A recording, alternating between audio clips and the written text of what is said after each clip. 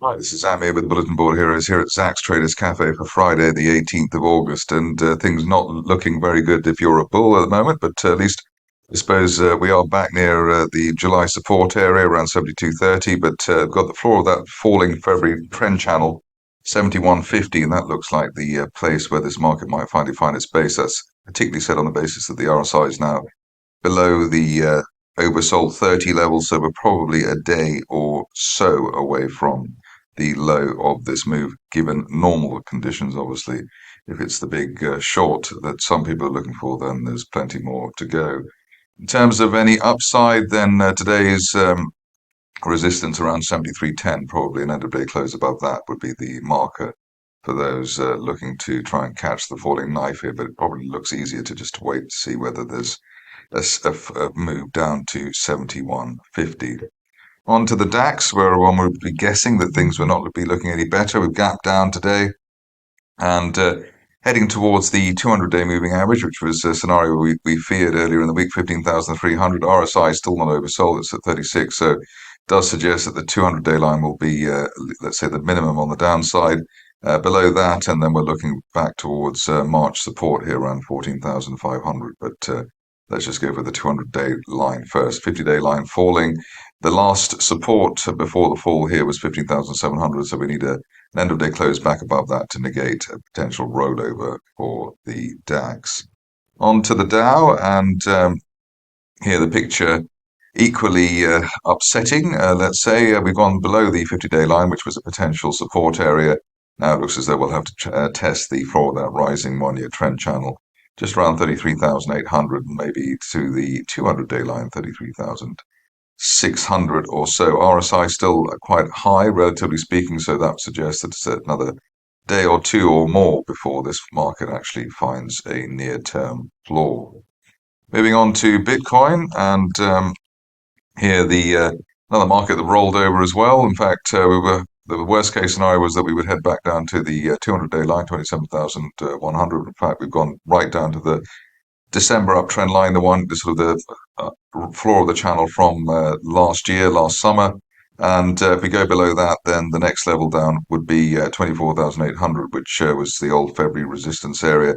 End of day close back above the 200-day line, the first indicator that we would actually find a base here. Hopefully, and percentage-wise, one would find the base here, but obviously these conditions at the moment are rather exceptional, and the RSI back down at 21, so it is very oversold.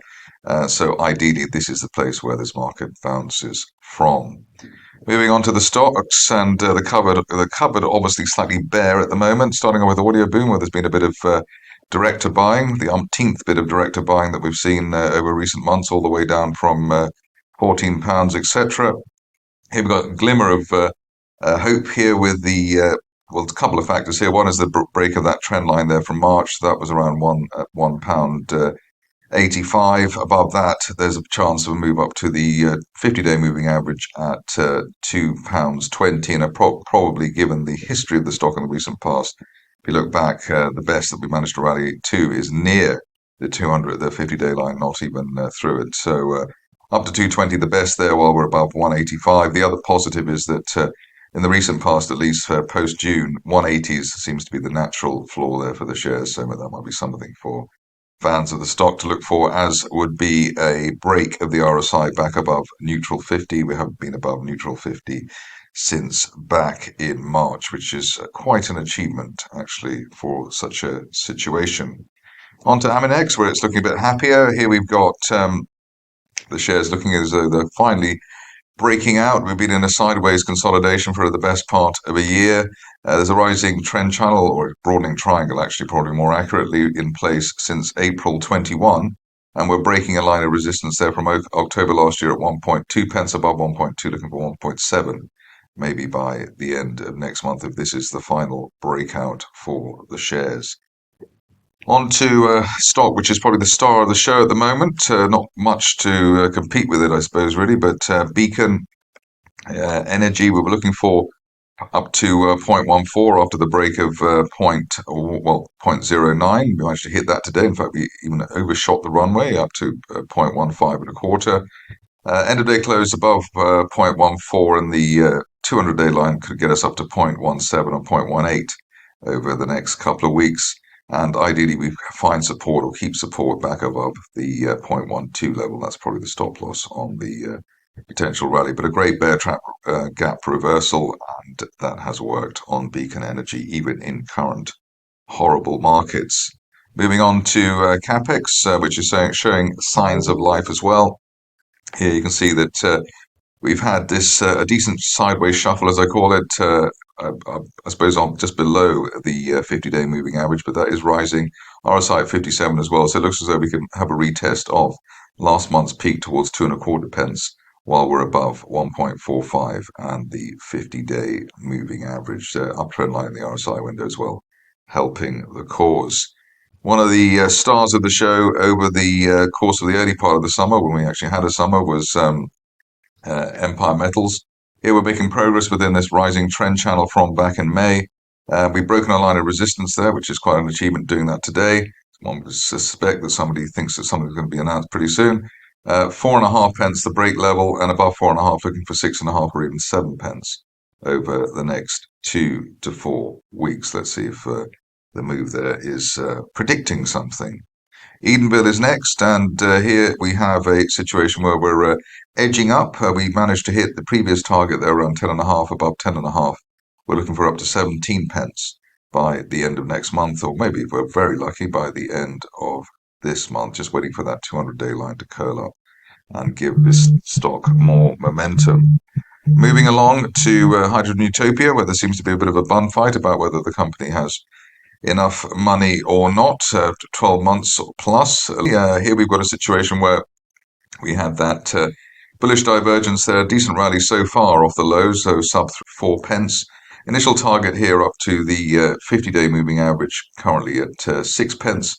After that, maybe by the end of next month, up to 9 or 10 pence at the top of that broadening triangle from back in May. It would be good to see the RSI get back above neutral 50 to give this situation more momentum. And I suppose if one looks closely, one would be looking for the 50-day line to start rising. That should also push the price higher. Looking bullish while we're above 4.5 pence on the support area. Onto Marula, which gets lots of appearances at the moment, largely because it's one of the few stocks which is rising in a consistent fashion. Here we're still looking for up to 20 pence by the end of next month, while we hold above the old April peak around 14.8 pence. So let's see if Marula can step up on that particular situation. Northern Bear doesn't get much of a look in normally here, but here we have it. The situation here is one that is rather slower than most of the stocks we're looking at here, but we've got a broadening triangle there from the summer of 2021. The top of that triangle up to 73 pence, and we're looking for that by the end of next month, while we hold above the 50-day line currently at 54 pence. Onto the last two, and a stock which has been in the wars of late, Serinus. Just a bit of a bounce here off the floor of that falling trend channel from last September to around 1.6 pence. And above that, we're hoping for a bit of a zigzag back up to the top of the channel, around 4.5 pence, even if the shares fall after that. We've got bullish divergence here, which is the reason for including the stock, so it's not just a complete falling knife. And we're going to have, hopefully, a move towards the top of that channel, ideally by the end of next month. Finishing off with Skinbio, which has been featured here quite a lot. Here you can see that we've had another spike higher. We've been looking for up to 32 pence, and ideally we see that with a weekly close today above the old March peak at 23 pence, looking for 32 pence by the end of next month, or even sooner. 50 and 200-day lines both rising into a hopeful golden cross by the end of this month. That's it from me today. More updates tomorrow.